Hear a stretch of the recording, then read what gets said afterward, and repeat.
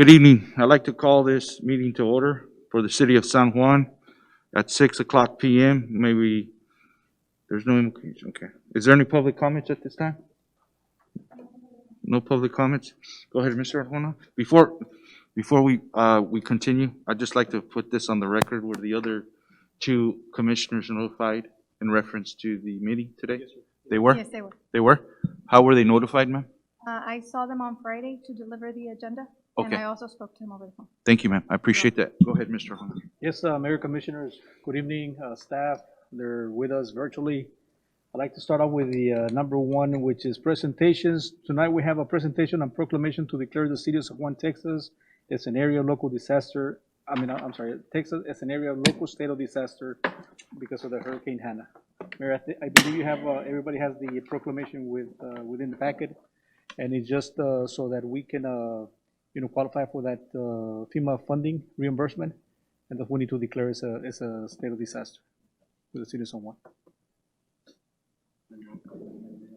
I mean, everybody has a copy of it, so we don't need to unless you want to do it. I'll just go ahead and read it. Okay. Under Declaration of Disaster, Hurricane Hannah, whereas the city of San Juan suffered severe weather from Hurricane Hannah, which began July 25th, 2020, poses a threat, intimate disaster, including property damage and loss of life due to the widespread flooding, storm surge, and hurricane force winds. Whereas I, Mayor Mario Garza of the San Juan, Texas, has determined extraordinary measures must be taken, the suffering of people, and to protect or rehabilitate property. At this time, I'll go ahead and, do you have the original, or I can sign it after we're done with the meeting? Okay, thank you so much, Mr. Juan. Go ahead, sir. Yes, the other item on the presentation we have, tonight we have presentation on departmental reports. Tonight we have the Department of Finance, Department of Utilities, the Police Department, Fire Department, and the Municipal Court. I want to say everybody should be available via virtual with us, so if you have any questions, everybody should be available to answer any questions that you may have. Okay. Or I can answer them. Okay. Go ahead, sir. Yes, Chief Garza, are you there? Yes, sir. Go ahead, Mayor Pro Tem. Yeah, can you please give me a report of the Hurricane Hannah status of what occurred that day, or what mishaps, or how we can improve our response?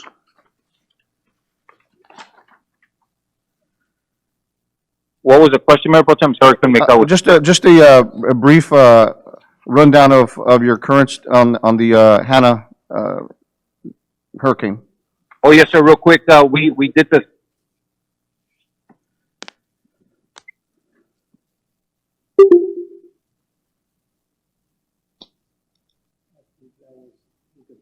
But I can probably Okay, go answer some of that. I know that the day before on a Saturday, we had plenty of our staff working out of the by the recycling center doing the sandbags distribution. We had a lot of people that came over, picked them up. We had a lot of assistance from our staff. The same night when the storm hit us, we had some people on standby, just ready to work if there was any need. Obviously, within the city of San Juan, there was not that many major things that took place within the city. I think everything was very minimal, just a normal little flooding here and there. One of them was the Whole Acres Road, a couple of other subdivisions on the north, but everything was pretty much to the minimal. There was some flooding that was taking place, and then all of a sudden we had the sewer backup. And I wanted to talk a little bit on that because I know we had these issues before. And actually what happens is that when there's a lot of flooding like this, a lot of us, the citizens, tend to go open and open up the, what do you call those breathers? What? No, the cleanouts. The cleanups. And what happens is the water goes through there. But this is going straight to the sewer. So there's a lot of water going into the sewer that it is not, the lift stations is not keeping up with all that water going in. So then we see that sewer backup. So we're asking citizens that when that happens, don't open up the water, those cleanups, because it's going to affect something else. We're going to alleviate the flooding, but then again, we're going to mess up our sewer. So those are some of the things. But anyways, going back to your question, Mayor Pro Tem, I think our staff did extremely well as far as responding to all of these calls. We had assistance from the Precinct 2, allowing us to have some of those generators that were placed all over the place. We had our own generators. Again, the citrus was minimal as far as the flooding. It did flood. Obviously, we haven't gone over and done the derouting that we're supposed to work on. That'll be here forthcoming here pretty quick. But as far as the flooding, I mean, and the water was going through it at the normal rate. But we had very minimal damage within the city facilities. There was damages with the properties, but as far as the city facility goes, it was very minimal. Is there any major structural damages that we've heard of any residents, even within our city? I think we had a structural damage in our park, correctly? Park, yes, sir. There was the canopies, both parks, yes. Fences, minimal, but there was some damage. Obviously, we have taken already the proper steps so that we can submit them more to the TML claims, and that's what we're actually working on, submitting all the claims to TML as fast and as soon as we can.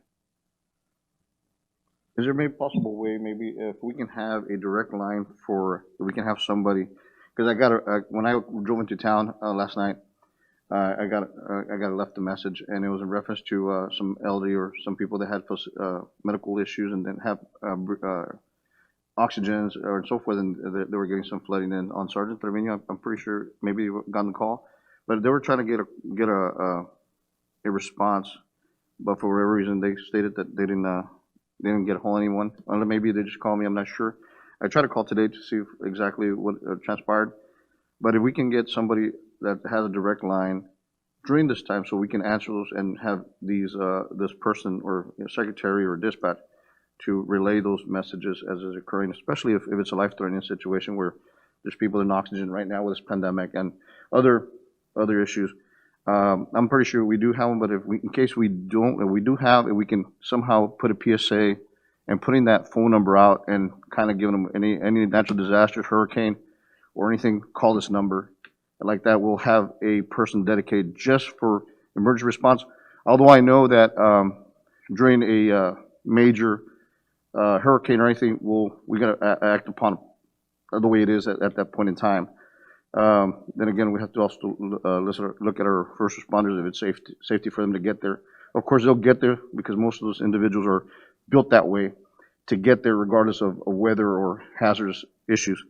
But if we can have a line to where we can have our citizens call directly so we can address those issues quickly.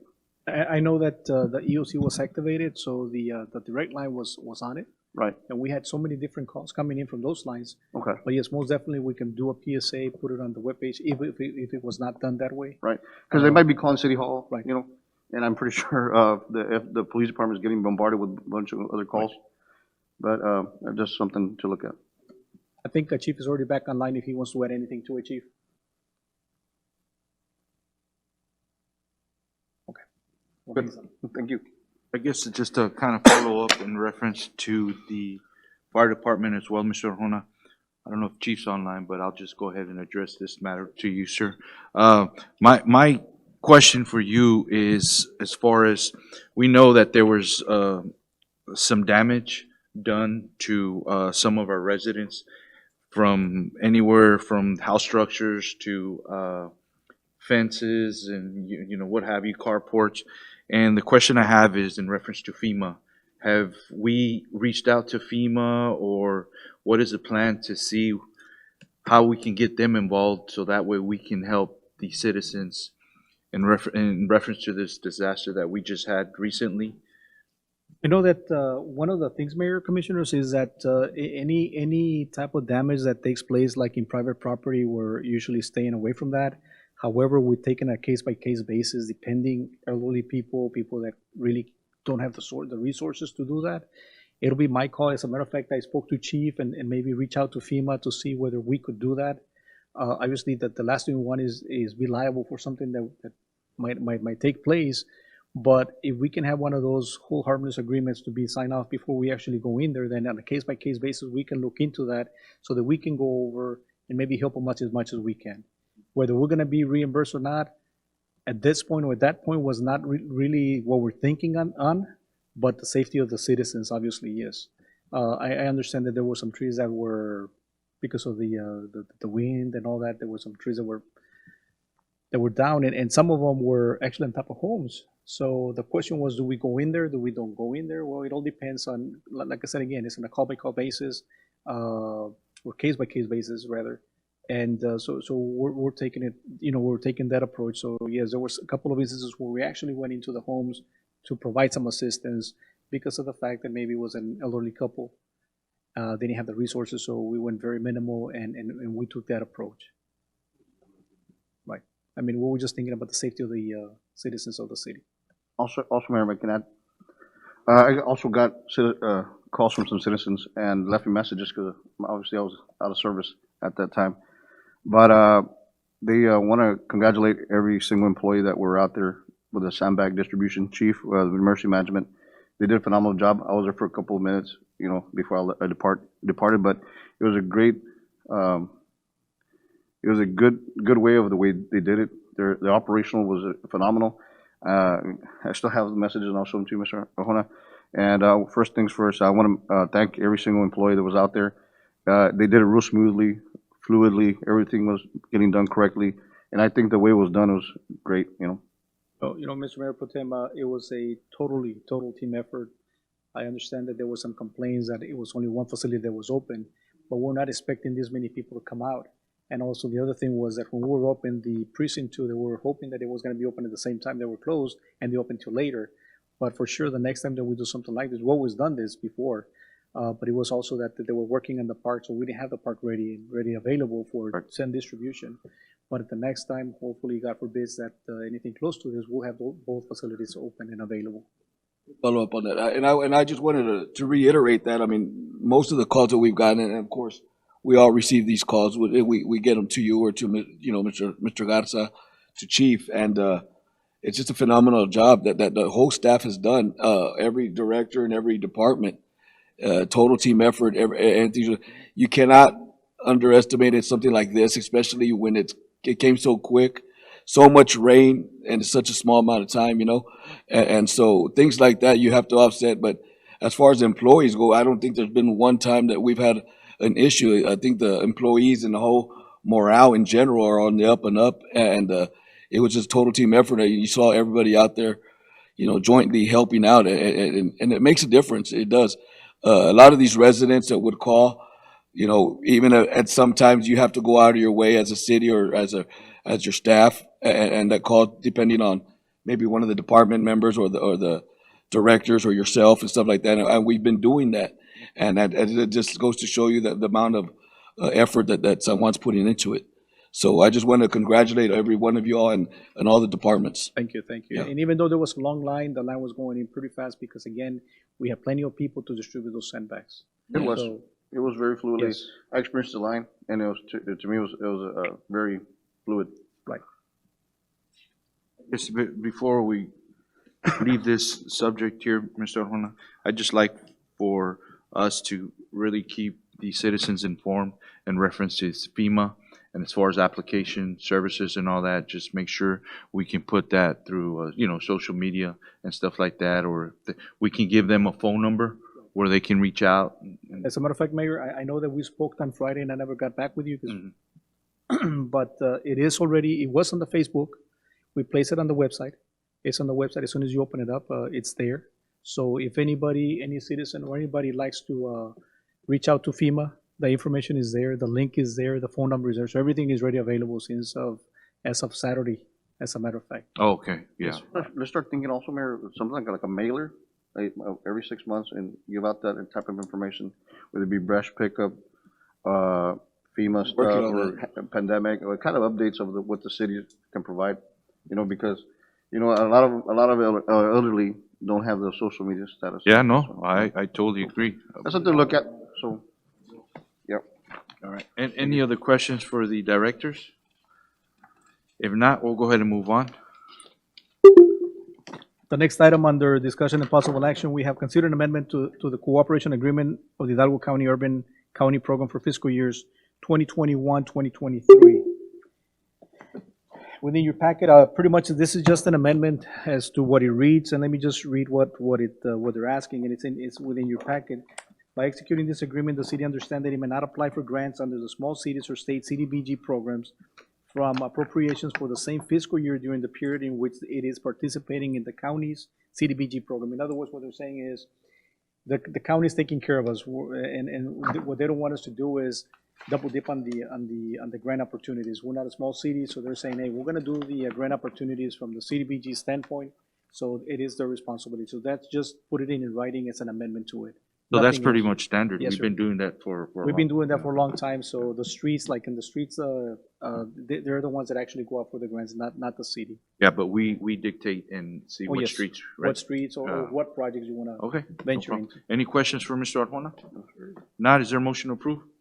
Is there a second? Second. All those in favor say aye. Aye. Motion carries. Thank you, sir. Yes, the next item is consider authorizing city manager to declare various items as surplus property from the fire department.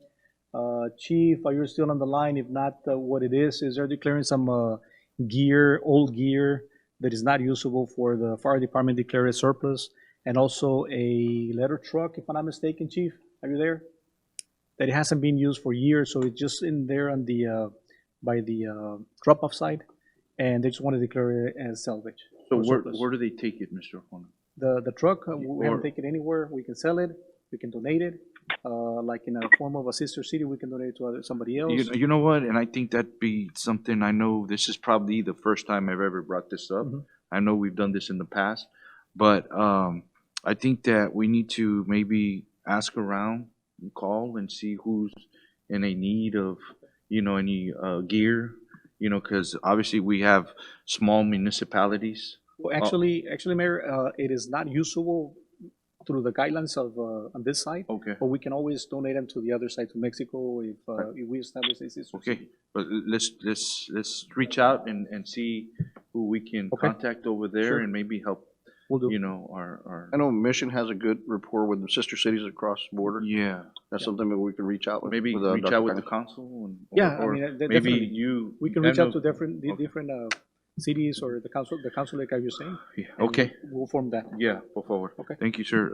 At this time, is there a motion to approve? Second? All those in favor say aye. Aye. Aye.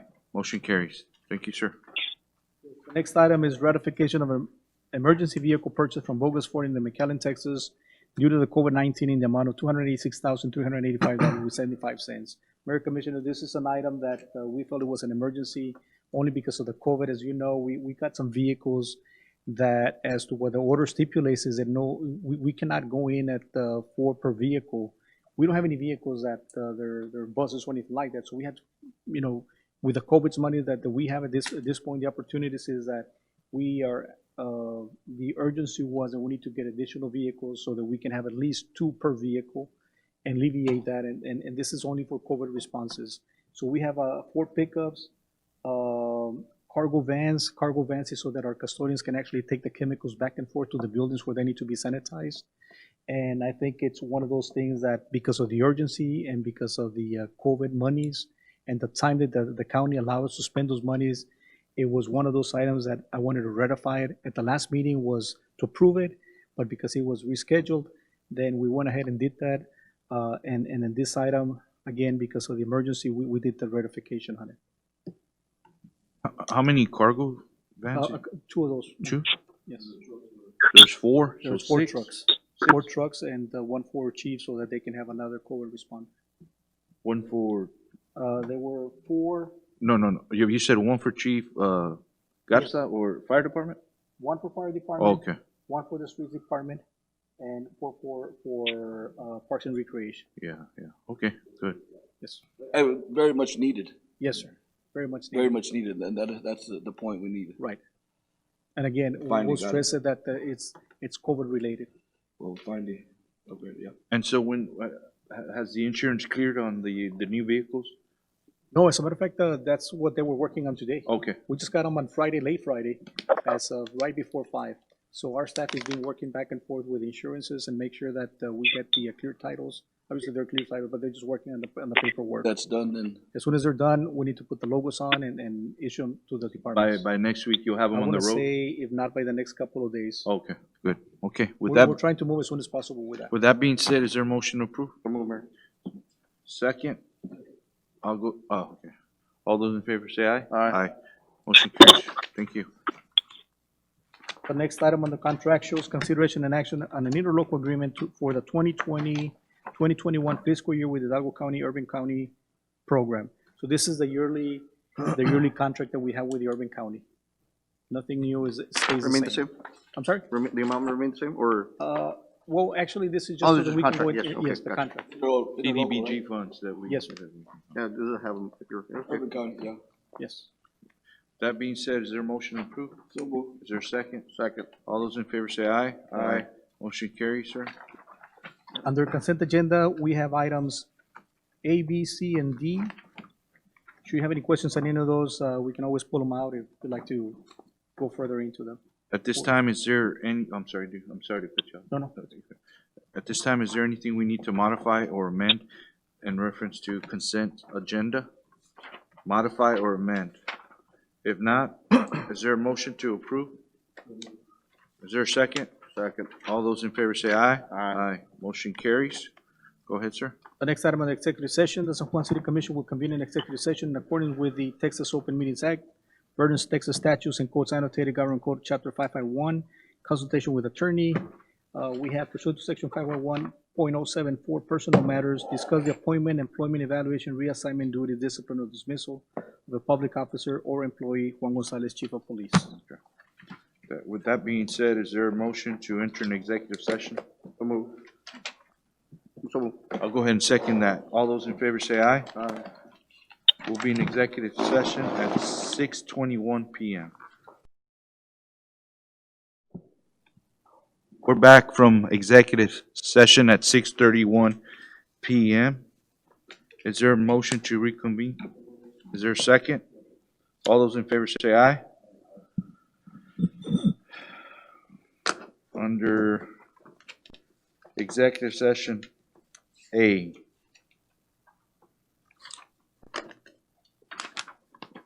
Right? Yes. Actually, I'm sorry, executive session A1. Mayor, I'd like to make a motion to accept the the recommendation of the city manager. Okay. That's in a motion. That's in a motion? Yes, sir. Okay. It's in a motion. I'll go ahead and second that. All those in favor say aye. Aye. Motion carries. Is there a motion to adjourn? Is there a second? Second. All those in favor say aye. Aye. Aye. This meeting has been adjourned at 6:32 PM. Thank you.